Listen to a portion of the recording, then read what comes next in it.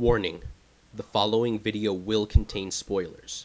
If you wish to avoid spoilers, please exit this video now. Otherwise, please enjoy the video. Thank you.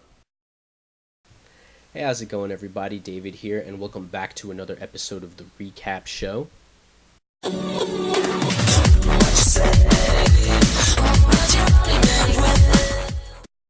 I know I said that my next episode was going to be the Jessica Jones review, but I'm actually still not done with it. I need to get on it and finish watching that show. It's really good. I don't know why I haven't had the time to just jump on it and, watch it. But today I'm going to go ahead and do Tuesday night's Agents of S.H.I.E.L.D. This was I think it was a pretty decent episode in my opinion. I think they're doing a good job of moving the plot forward. Because we've pretty much been doing, we haven't been doing a lot. I mean, it seems like we're at a standstill. They're trying to do a lot of setting up for Civil War, and Hydra's coming back up. Because when at the early of the third season, Hydra was it barely existed at all, and Ward was the one bringing everybody together. But at the same time, Hydra's pretty much the main bad guys. They're gonna be the main bad guys in Civil War, they're gonna be in there influencing somehow, because like Baron Zemo is gonna be in it and stuff like that. So I didn't know if they were gonna use that to bridge Agents of S.H.I.E.L.D. and Civil War and the movie universe together even more. I guess we're gonna find out with that. But yeah, we got introduced to Gideon Malik. If you guys don't recognize him, Gideon Malik, he was actually in the first Avengers. He was the guy with the shadow, and he was like, what do you say? It was at the point of all this. He was the one that was chastising, what is his name? Nick Fury, Samuel L. Jackson. So yeah, he was. They actually brought him back to be on Agents of S.H.I.E.L.D. And like I said again, pretty decent episode in my opinion, because the show, it had a rocky start, and I feel it's found its legs a little bit, but it's still not the best show ever. I have fun with it, but I know a lot of people don't, and so there are a couple things that I wanted to talk about. I like in the beginning that awkward date that Price and Coulson were having. Like, you can kind of tell that they like each other, but at the same time, it's kind of weird because, they're secret agent. Well, Coulson is a secret agent. She's like a government agent of some kind. And so there was a bit of an awkwardness there, and I thought that was pretty funny. And straight out of fucking nowhere, I did not expect it, Rosalind Price dies. She gets killed by Ward. That came out of nowhere. I did not expect that. I mean, I knew something bad happened from last week's, because they show you a preview of the next episode. It still caught me way off guard. She was just, you hear the window break, and then all of a sudden she's choking to death, and that was a good scene. And we got to see Coulson be a badass for the first time. Even in the films when he was an agent of S.H.I.E.L.D., he didn't really do that much fighting. We got that one Marvel one-shot where he was driving to New Mexico and he stopped for the Twinkies. I think they were Twinkies at least. But yeah, so we got to see a little bit of badass Coulson then, but even then it looked kind of cheesy. You know what I mean? And in this episode we actually see Coulson, and he's a legitimate badass. Like, we get to see why he was chosen to be head of S.H.I.E.L.D. And let's see, Coulson getting desperate. That goes throughout. That's throughout the whole episode. We see him getting desperate. He's interrogating all of his people. He's trying to figure out all this stuff, trying to get Ward's weakness because he wants to go and take out Ward. And he's like, finally, he's done. He's gonna go do it himself. He's like the big boss, and that's it. He's gonna go after the bad guy. And I like that. I like seeing Coulson like that, because Coulson is a S.H.I.E.L.D. agent, and he was one of the top agents. He was with Nick Fury. He was Nick Fury's practically his right hand, and I think they explained that Nick Fury recruited him out of high school, and all this. So that they probably had a pretty close relationship, and to see him actually show his chops, how badass he was on as a field agent. We actually get to see a little bit of that, and that was just awesome. I liked the interrogations when they were talking about Ward, different people and all that. They were trying to, like I said, they were trying to ascertain a weakness that he had. And I think we get a little bit of insight not only into Ward, but also into Daisy Johnson, Quake. They haven't called her Quake. Mac has been calling her Tremors, which is kind of It's kind of funny. I like that. But like I want to hopefully we get to see the episode where she's like codenamed Quake, you know, because that's her comic book persona. That's the one that was inspired to that's what inspired the Sky character and Daisy Johnson and so on. And another quick thing I wanted to talk about was that Inhuman, that Hydra that works for Hydra, he's supposed to be like Magneto light if you think about it, because we see him moving stuff. At first I thought he was telekinetic, but he doesn't move things that are not made of metal. He was moving steel beams, pipes. We saw him use tools to torture Simmons. So he's only manipulating metal. So I think this is supposed to be kind of like a reference to Magneto. And I think he does a pretty good job. He's pretty intimidating, and you know he's powered, so you know all this stuff. And Fitzsimmons getting captured, I really did not see that coming. And that one dude, Rosalind Price's right hand. What is his name? I forgot his name. Fuck it, I forgot his name. But yeah, the way he died, man, that was brutal. And I kind of feel bad because now we're like stepping away from the ATCU. I thought that this was going to continue. You know, they were going to be working together, or they were going to fight or whatever. But it seems that they just scrapped it. I guess they had nothing else to do with. They didn't want anything to do with that storyline anymore, so they just killed off those two characters. And Gideon Malik is desperate to get. Well, they're basically, for those of you who didn't know, who don't understand what's going on, centuries or at some point a really long time ago, there was an Inhuman, and he was so powerful and so evil that they threw him through the portal, and they sent him to that distant planet.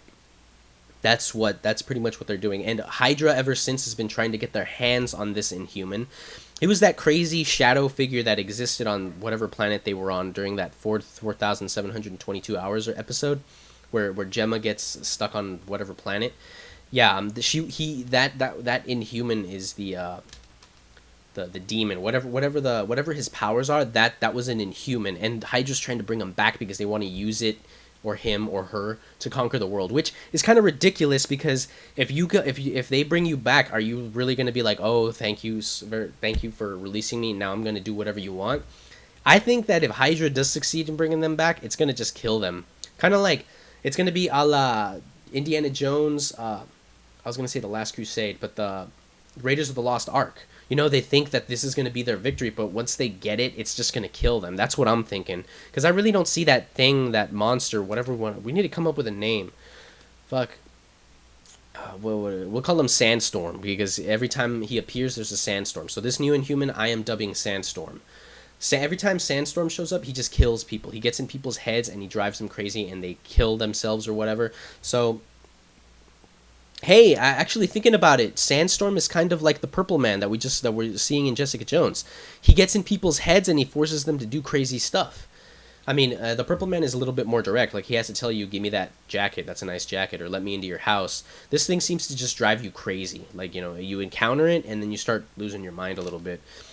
But anyway, yeah, so this thing, Hydra's after it, and they're going to recreate the portal to get to it, and because they want to bring it back. And the Fitz agrees to help Hydra as long as they stop torturing Gemma. So he's going to go in and he's going to go lead them to it. And his goal is to save Will. Will was a guy who saved Gemma during their stay on the planet.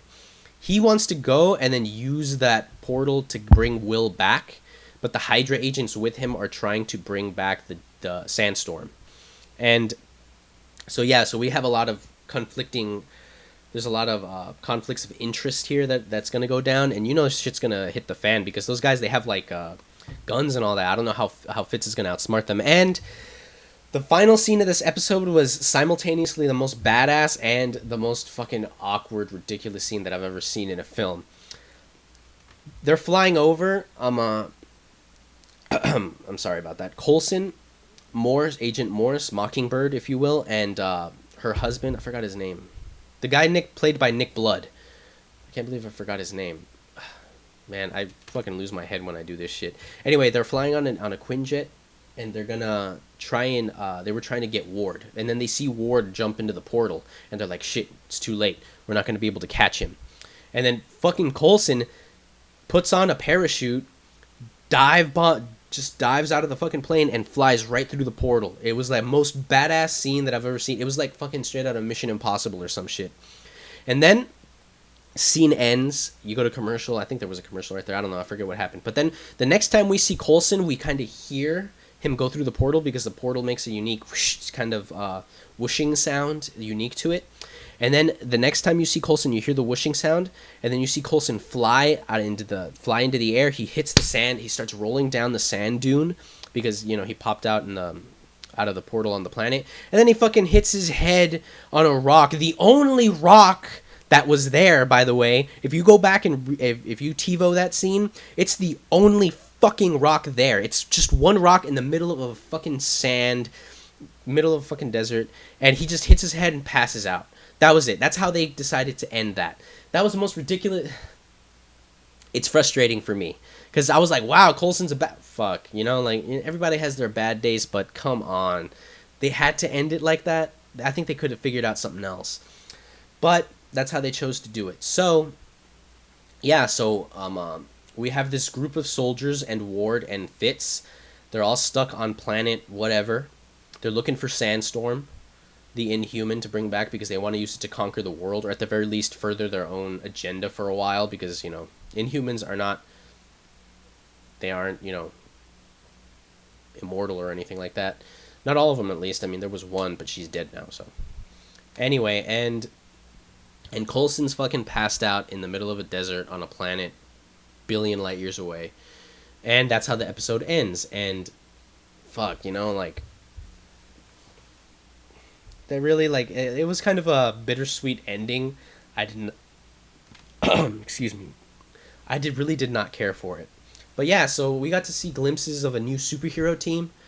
We'll call them I was going to call them the Inhumans. We'll call them the Secret Avengers because the new Shield is very secret. No, almost nobody knows that it still exists. So I'm going to call them the Secret Avengers, and they're all powered. We have that Gutierrez, I forget his name. This guy, the one who can liquefy metal. He can manipulate metal somehow, not through magnetic forces. It dissolves. So he's pretty cool. I liked his powers. We have what's his name? Lincoln, the lightning guy. I forget which character he was from the comics.